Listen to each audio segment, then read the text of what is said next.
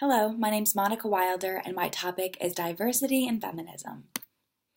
Females in our country have made some serious advances in social equality and lifestyle forms in the past few decades. Feminists are growing, becoming stronger, and are continuing to fight for equality. Since 1994, some examples of those advances are sexual violence, which has halved, domestic violence, which has dropped by 2/3, women surpassed men in the workforce, and 60% of women are now earning their bachelor degrees. Everything looks great from the outside, right? We're seeing changes in statistics for the better. But what about how feminists are doing as a movement? How do they treat each other? What is going on internally as we make a progression? Is what we see in the media a true portrayal of feminist thoughts? How does feminism affect women in race and religion differently? The insider perspective is that feminists are being broken up into different groups. The majority of feminists are social and radical, and have consumed the term feminism for their own, oppressing other feminists who may think contrary to them. This has made other groups of feminists feel alienated. Tribal feminists believe oppression from the patriarchy, masculinity is violent, and the only difference between men and women are figments of imagination that culture has put on them, not based on biology or science. These are the kinds of feminists we see in the media. They are radical and are fighting for social equality.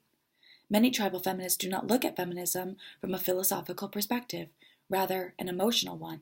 Defensively, tribal feminists are people who expect other people to disregard their belief system and cultural upbringing to stand up for these points that they think link to feminism. This includes bullying and shaming women whose views contradict their own. If one is a feminist but not a tribal one, maybe a cultural feminist, for example, there is a way to take the initiative to let actions overcome their words. Show them that one can work in any field if you want to, or work and stay at home and be with their children, be the best mom if they want to. Show the world that real women activists lead by example. They do not degrade another person for wanting to be their own type of feminist, and accept feminists of all sorts, genders, sexualities, religious backgrounds, and races. A true feminist acknowledges the wage gap in America in which not a single state women get paid equally as men. The wage gap just in Pennsylvania alone, that women get paid 25% less than men. Some may say that there are ways this can be fixed. Rioting, protesting, bringing awareness, trying to get Congress to be aware and change and fix this problem. Others may look at reasoning as to why this wage gap may be. Statistically, men work more labor-intensive jobs, longer hours, and retire later than women, and therefore maybe the wage gap is because of that. Each situation is circumstantial. I wanted to talk about not only the different types of feminists and how they are treated internally, but also why they are treated different.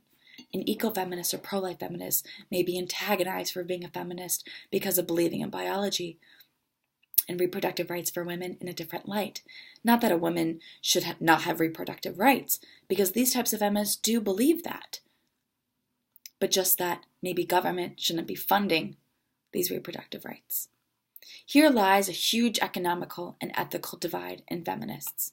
Cultural feminists are women whose race and religion define how one should live her life.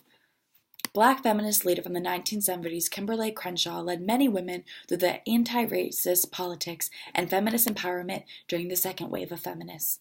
Crenshaw brought attention to the idea of feminism representing all women. When a movement wants to represent all women, it comes with the issues that all women face. A strong movement is not allowed to just pick and choose their problems, or they look flawed. For women of color, it is important to represent and bring to light the suppression, abuse, and violence Black women face. Muslim women, Latino women, Asian women all face issues of racism both externally in America and in some cases internally within their home. Feminists should stand up to violence and push for peace in these circumstances.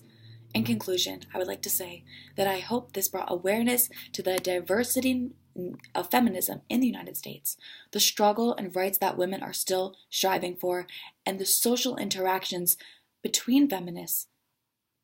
Unless we are all united, accept each other's differences, and let our diversity make us stronger, we may never reach absolute liberty.